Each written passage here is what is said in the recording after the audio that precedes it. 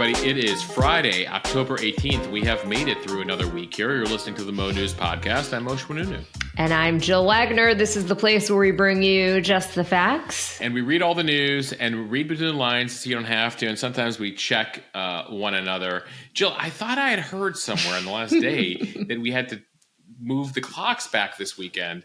And so I was ready to talk about that on the podcast. And you're like, oh no, Moshe. Oh no, we have 2 more weekends to go. Do not misinform the people, Moshe. That's a big mistake. That is a big error. It is. Yeah. You told me with a previous media startup you were with that was a mistake you guys made. Yes, I used to have the Need to Know newsletter, which was a daily roundup of the news. And I think that one of our first years, we mistakenly said that the weekend coming up, you don't forget to turn the clocks back. We heard from a bunch of people who were like, are you sure? And then we looked it up. It was wrong. And we had to send our first correction email because this was like an actionable thing that if people really did it, it would have ramifications. So we had to actually send a correction. Yeah, so you do have, this is your early heads up that you have a couple weeks here to get the prep, start to slightly change your kids' bedtimes to prepare for the fallback that happens the weekend there before the election, November 2nd and 3rd. The reason that I was so sure about it is because I've run the New York City Marathon about 3 times. And that's the weekend. It's always the first Sunday in November. And that's the weekend that the clocks change, which is great because you got this extra hour of sleep, but it was also so confusing. And you're like, oh my God, is my clock going to switch? And am I going to get up on time? So if you're sort of listening in and out this morning, FYI, the clocks are not moving back this weekend. That was the point of the entire conversation. They are moving back in a couple weekends. But in the meantime, enjoy the last glimmers of daylight savings time before it starts to get really dark really early. And with that, let's get to the news. Hamas leader Yahya Sinwar is dead. Reaction from Israel, the U.S., and hostage families. And what, if anything, this actually changes on the ground? Yeah, a big decision here for the Israelis after the big coup here, taking out the Hamas leader, and a choice here of how they want to move forward after a bunch of success here against Hamas and Hezbollah. A new Instagram campaign is trying to tackle teen sextortion scams, what they are and what Instagram's trying to do about them. Families of fentanyl overdose victims are calling on the federal government to go after China for shipping the chemicals here. An investigation of the Trump rally assassination attempt calls for a shakeup of the Secret Service. What we have learned about One Direction singer Liam Payne's death. We know the country is split when it comes to politics, the impact the presidential race is having in the dating world. The kids are not all right, Jill. And it is Friday. Cheers to the freaking weekend, what we are watching, reading, and eating. Okay, let's start with what could be a major turning point in the war in the Middle East. Yahya Sinwar, the head of the Hamas terrorist group, was killed in an Israeli operation in the southern Gaza city of Rafah. Israel confirmed that it was him through DNA and dental tests. Sinwar was the architect of the October 7th, 2023 terror attack on Israel that killed 1,200 Israelis and kidnapped more than 250 others. And his death marks the biggest blow yet to Hamas in more than a year of war. Moshe, the conventional wisdom was that Sinwar was hiding underground in tunnels, having surrounded himself with hostages. So this was somewhat unexpected. Israeli military officials say that Sinwar was one of 3 Hamas terrorists killed in a building above ground during an operation again near Rafah. He was not being directly targeted, and troops only realized that one of the 3 dead terrorists was apparently Sinwar when they took a closer look at the scene.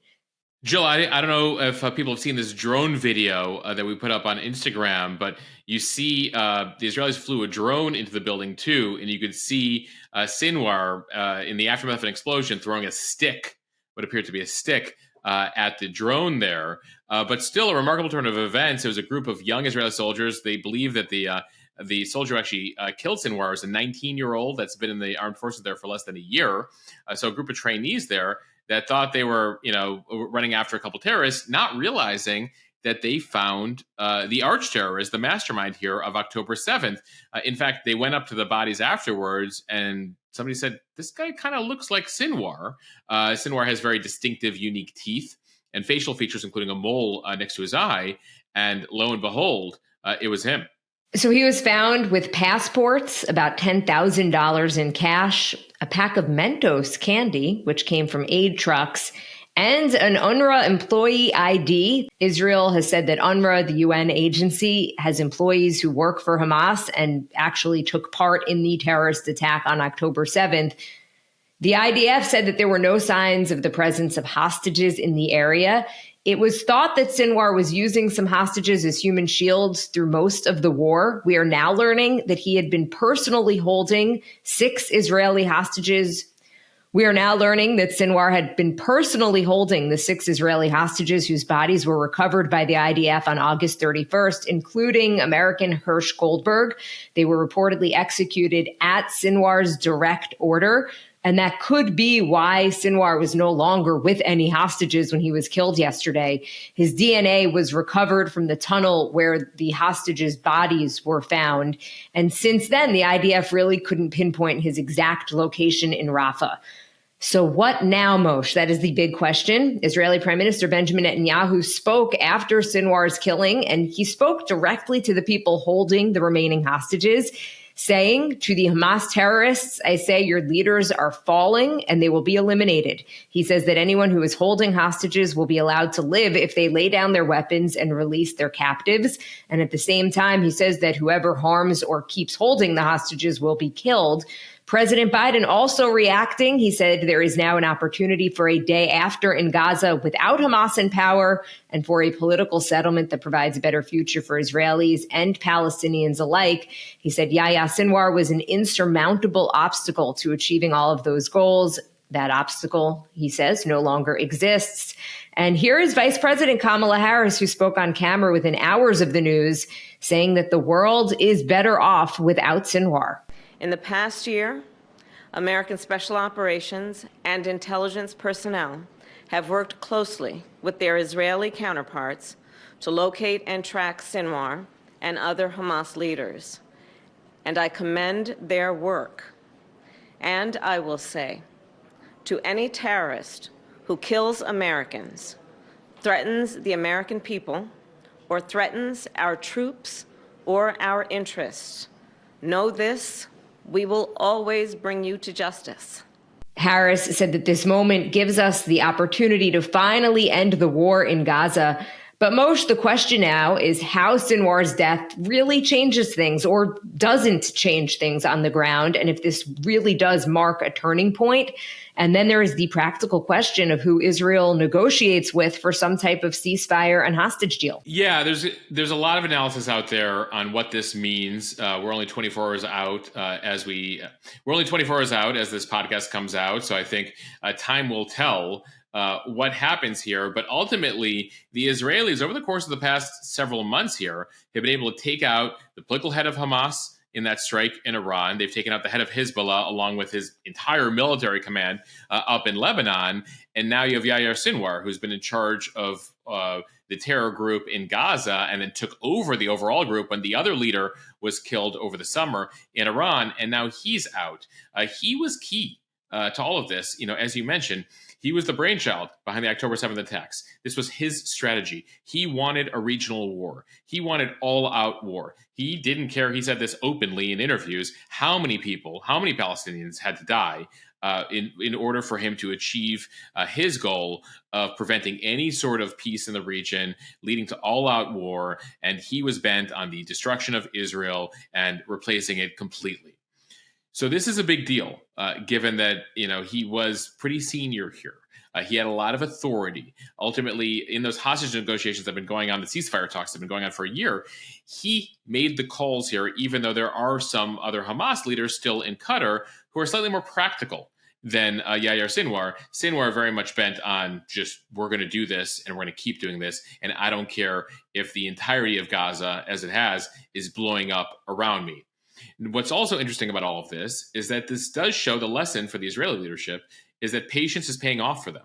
Despite the high price they face with the death of hundreds of soldiers, the fear of civilians under rocket fire here, the international condemnation that they have faced, the perseverance here, especially in the last few months, they view has paid off, despite the allies in the U.S. And in Europe saying, cut a deal, cut a deal, cut a deal. Just deal with the fact that you have these terror groups on your border, Hamas and Hezbollah. They can stay in charge, and we'll deal with them at a later date. Netanyahu and the government there has said, no, we're going to continue this war. And so you see this paying dividends for them. So ultimately, it's notable, people pointed this out yesterday, the clip you paid of Kamala Harris, Joe Biden, etc., congratulating the Israelis, saying, job well done, comes after they've spent the last 9 months or so saying, please end the campaign. Don't go into Rafah, the southern city there, where ultimately that's where the Israelis found a lifeline for Hamas weapons with dozens of tunnels underground. It's where that they've uncovered multiple hostages. It's where Sinwar was. And so the Israelis are now saying, you told us not to go in here, and look what we've been able to achieve. So ultimately here, this sort of reinforces their strategy, sort of reinforces that the advice from the West has not been practical as far as the Israelis are concerned here. And his death really leaves Hamas in disarray here. Ultimately, Israel has killed all of its top leaders. Mohammed Def was killed in an airstrike in July. He was the number 2 of the group. I mentioned the killing of Hania in Iran over the summer. Other deputies, hundreds of low-level commanders have been killed. Ultimately, this sort of leaves behind Sinwar's brother, Mohammed Sinwar, who has been in charge of some affairs. He's who's left right now. You've also seen the death of about 15,000 or so of the deaths in Gaza, of the 40,000 or so estimated dead, are related to Hamas, either fighters for Hamas or worked in the Hamas government. But that still leaves another 10,000 or so Hamas folks, just with no leadership. So what does that mean? And the question is now, who do you negotiate with? There are still some senior folks in Qatar, the political leadership there, again, on the spectrum of Hamas, slightly more practical. And it was interesting, Jill, listening to Bibi's speech, Benjamin Netanyahu's speech yesterday, that there are hints that he might shift the focus here. The call for anyone in Gaza, we will let you live if you give up the hostages now.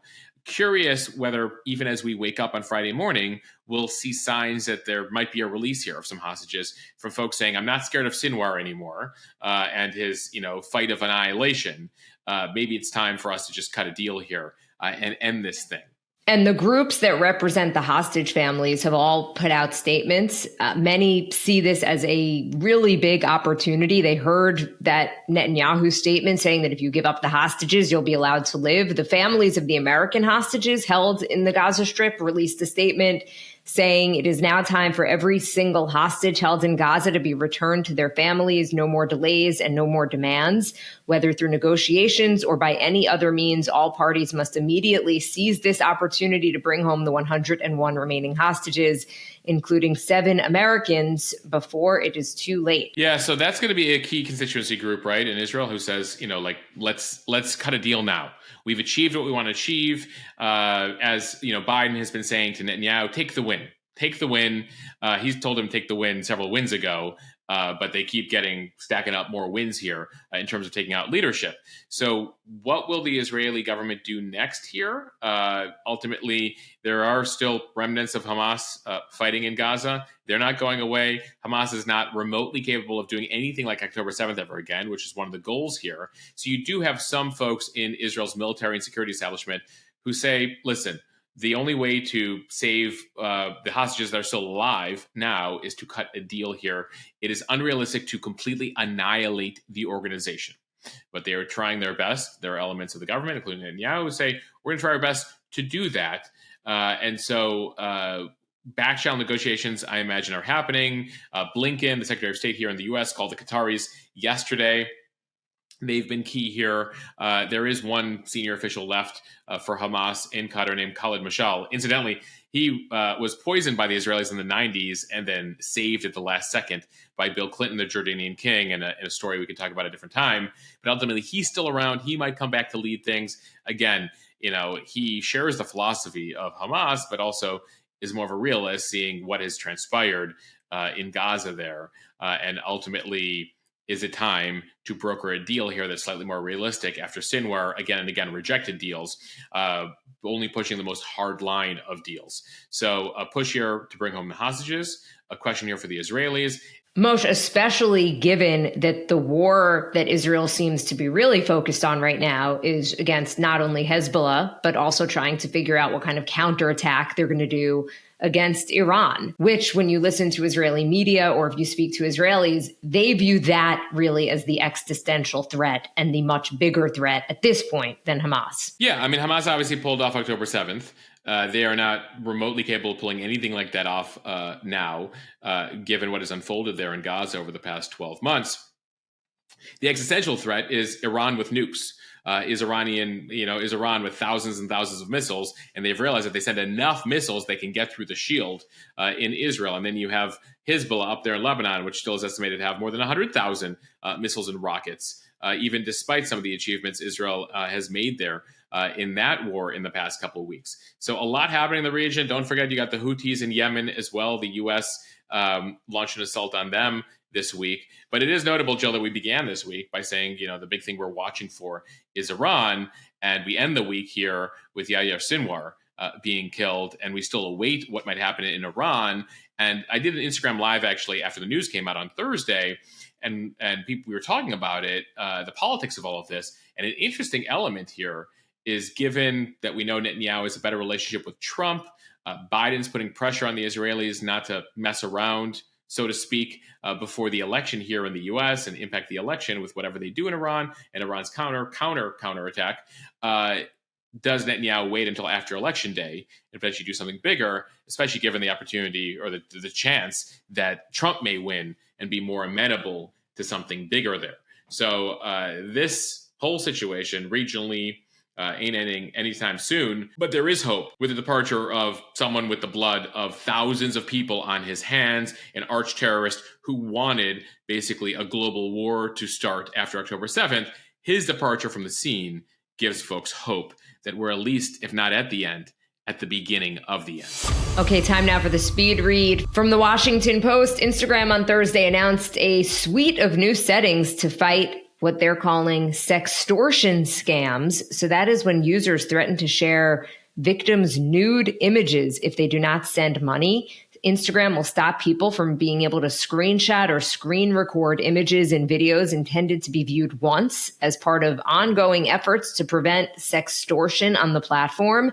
Teens are often being tricked into sending intimate images to scammers pretending to be interested in them and then blackmailing the teens with those photos.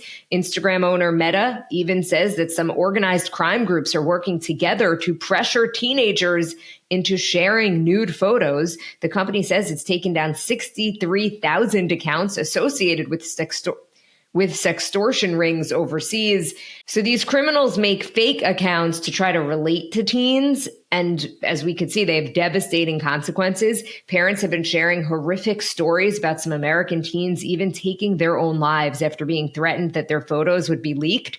From October of 2021 through March of 2023, the FBI tracked roughly 12,600 sextortion victims, all of them minors. Since 2021, at least 20 children who were victims of sextortion have died by suicide. That's according to the FBI. And they say that boys aged 14 to 17 are increasingly being targeted. Yeah, so this is the latest effort here. We told you several weeks ago about Instagram's effort to try to increase privacy for teens. In particular here, they're going to also be working in education and prevention in the US, Britain, Canada, and Australia, showing teens videos about how to spot sextortion scams, how to prevent them. Among the other things they're working on here, the app will hide teens' follower lists from potential blackmailers, which should make it harder for criminals to connect with young people. They're also introducing what they call a nudity protection feature, which will blur potentially nude images and nudges teens before they even send one.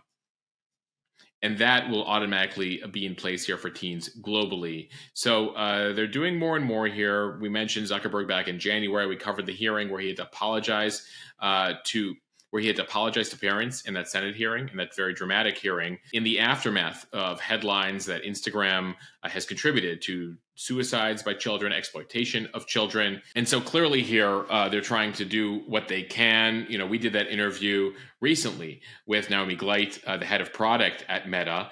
And I asked her about that. You can check it out over on the Mo News interview podcast, where I was like, some are saying this is too little too late here. What's taking so long here? And she talked about their efforts to do more here, consulting with parents, law enforcement, privacy experts, working with teens. And we should mention, this is not just Meta, right? There was a report recently from the Stanford Internet Observatory that found that these issues are widespread across multiple platforms. We're talking about Snapchat here in particular, TikTok as well. Snapchat was hit with a lawsuit recently in New Mexico, accusing it of failing to act on rampant reports of sextortion and abuse involving minors. Jill, a lot of education necessary here, but certainly the platforms getting involved here by trying to create features and police it, because it's challenging enough being a parent these days without also having to, police your kid's social media, if it's even possible, depending on all the various accounts and stuff that they may have created. From Reuters, a group of families whose loved ones died of fentanyl overdoses filed a petition with the Office of the U.S. Trade Representative on Thursday. They're requesting a probe into China's role in fueling the U.S. synthetic opioid crisis. The petition was filed under a statute that allows the U.S. to impose sanctions on foreign countries that violate trade agreements or hurt U.S. commerce. The families are seeking trade countermeasures that include tariffs of at least $50 billion on Chinese merchandise. China is the world's leading chemical producer. The petition alleges that China's government has failed to crack down on exports of precursors used by traffickers to manufacture illicit fentanyl, inaction that has cost the U.S. trillions of dollars in lost productivity, higher healthcare costs, increased law enforcement spending, and loss of life because of fatal overdoses from the synthetic drug. Yeah, when we talk about the cost here, of course, overdoses of synthetic opioids have killed nearly 75,000 people in the U.S. last year alone. We're approaching 500,000 fatalities over the last 10 years here. And then there's the economic impact. There was an analysis done by the Joint Economic Committee over there, the Congressional Joint Economic Committee, that found that the crisis cost the U.S. nearly $1.5 trillion alone in 2020. So significant impact here. The U.S. Trade Representative now has 45 days to decide whether to engage in this probe. Reuters investigations, as well as other media organizations, have found that Chinese chemical companies openly sell fentanyl-making ingredients on the internet, ship them to the U.S. with ease. The way that U.S. trade regulation works is that low-value packages are allowed to enter the U.S. duty-free with minimal paperwork, minimal inspections. So ultimately, they got to take a look at that as well. And so we will see what comes of this. But certainly, as we've mentioned, whether it's a Kamala Harris victory in November or Donald Trump victory in November, both of them have vowed to be much more serious and much harder on the Chinese when it comes to this and other issues. From CBS News, an independent investigation into the Trump rally shooting found deep flaws in the Secret Service. The panel that reviewed the July assassination attempt against the former president in Butler, Pennsylvania, said that the Secret Service had become, quote, bureaucratic, complacent, and static. And more, they warned that if reforms don't happen, that another Butler can and will happen again. President Biden tasked the panel with reviewing the July assassination attempt, and the findings were made public in a report released on Thursday. All four members of the panel said that the investigation showed numerous mistakes by the Secret Service that led to that attempted assassination of former President Trump. The panel also pointed to, quote, deeper systemic issues that must be addressed with urgency. Yeah, pretty scathing review here of the Secret Service. We've heard about their internal reviews here. Now you have this panel saying fundamental reform is needed to carry out its mission. They found a number of failures. We've talked about them before, not securing that building that the shooter ended up on the roof of with a gun, including why the building wasn't secure when it had an open line of sight on Trump, the lack of the communication issues between the Secret Service and local law enforcement. We've talked about how they weren't even on the same radio channel. We also talked about recently about how they didn't know how to operate the drone. The drone wasn't functional, that someone in the Secret Service spent time on the 1-800 number to try to get the drone working that day. So there's a lot of issues here. At the same time, we know that the existing Secret Service Director, Kimberly Cheadle, she resigned. Now there's the acting director, Ronald Rowe. He's been trying to increase the confidence Congress has in him, but being very transparent, a lot of press conferences, and he's talked about how they're already addressing some of these lapses. That 1-800 number, Moshe. I don't know if it was a 1-888 or 1-800. Either way, someone, when they should have been flying a drone around to look for, issues, was trying to figure out how to get it to work. Okay, from the New York Post, a newly released autopsy report for troubled former One Direction singer Liam Payne shows that he may have been unconscious when he fatally fell from a Buenos Aires hotel balcony, and that 2 women had been in his room in the hours before his death. Officials in Argentina say that the position of his body on the ground, as well as his injuries, indicate that he, quote, did not adopt a reflex posture to protect himself and that he could have fallen while he was in a state of semi or total unconsciousness. The report also said all indications were that he was alone when he fell to his death from the 3rd floor of a hotel, and that the pop star may have been dealing with substance abuse at the time. The report also said that officials questioned 3 hotel workers and 2 women who in the hours prior had been with Payne in his room, but had already left the hotel when the incident happened. Officials had initially said that he had jumped from the balcony, but the autopsy report just says that he had fallen. Yeah, so we're still getting details here on this tragedy that unfolded there. Police arrived at the hotel after receiving a 911 call after 5 p.m. there from the hotel saying an aggressive man who could be under the influence of drugs and alcohol needed to be dealt with. The manager said a guest was, quote, overwhelmed with drugs and alcohol and was destroying the room. Moments later is when his body was then found in the courtyard. Jill, we mentioned on the pod yesterday, but throughout his career, Payne had gone into rehab at least twice for alcohol addiction. He had opened up about that addiction and how it was making him feel. Harry Styles, who was a longtime friend and former One Direction bandmate of Payne, put out a statement. He said his greatest joy was making other people happy, and it was an honor to be alongside him as he did it. He said Liam lived wide open with his heart on his sleeve. He had an energy for life that was infectious. He was warm, supportive, and incredibly loving. All right, Moshe, from Axios, for all of the young Republican men out there, dating appears to be getting tougher as politics is spilling into how people view their dates. Nearly half of Americans between the ages of 18 and 34 said that they would view their date more negatively if that person had voted for Trump. Only about 20% said the same for Harris supporters, and not voting at all seems to matter less in the dating game than voting for Trump. Just 28% of 18 to 34-year-olds say their opinion would be more negative of their date if they didn't vote at all. This comes from a recent poll from the Generation Lab. About a third of 18 to 34-year-olds view going on a date with a Harris voter as a positive. That is nearly double that of Trump. And for those that did not vote, only 9% of people think that that is a positive. So for young people, let's recap here. The worst crime you can commit is voting for Trump. The next level crime is not voting at all. And then just below that, voting for Harris. This ain't surprising. You look at the young voter numbers. It's about 2/3 are liberal or Democrat Harris supporters, about 1/3 Republican or Trump supporters. So these numbers jive here. And we've talked about this on the pod before. The gender gap between men and women here in particular among young people is like 50 points in terms of young men under 29 preferring Trump by 10 points and young women under 29 preferring Harris by 40 points.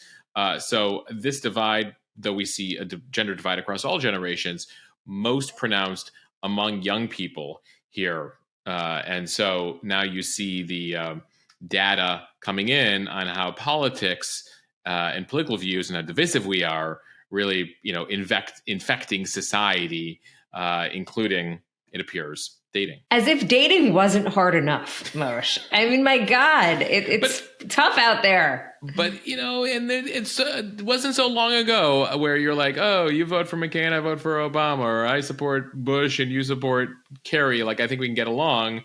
And now we've hit the age where, like, wait, you support that person? I can't even go on a date with you. I cannot share a drink with you. And it's unfortunate that we've gotten here. Well, this is the problem. Civil discourse is dead. You're not allowed to have differing opinins anymore. Words are considered violent. It's tough. Opinions have become violent and triggering. And that's sort of where things stand. All right, Moshe, it is Friday. Cheers to the freaking weekend. Time for what we are watching, reading, and eating. Moshe, what are you watching? Jill, this movie was made last year, but has finally gotten distribution here ahead of the election. There's a Trump Apprentice movie that is out. It basically features his rise in the 70s and 80s under his godfather of sorts, Roy Cohn. Trump is played by Sebastian Stan. Roy Cohn is played by Jeremy Strong, who you might remember was Kendall Roy in Succession. And so this movie's become particularly controversial. And so I'm going to make a point of trying to see that at theaters in New York this weekend. Jill, what are you watching? Moshe, dare I admit, I'm going to be watching The Real Housewives of Salt Lake City. Season 5 is out. All of the housewife franchises that I tend to watch had been on hiatus for a while, and I kind of forgot about them. And then our producer, Lauren, said that Salt Lake City is amazing this season, and I'm so excited to just binge all the episodes that have been on so far. So thanks, Lauren. Thank you, Lauren, for keeping tabs on all of this. It's hard to, read all the news so you don't have to. So that's why, we have a team and we're trying to grow that team.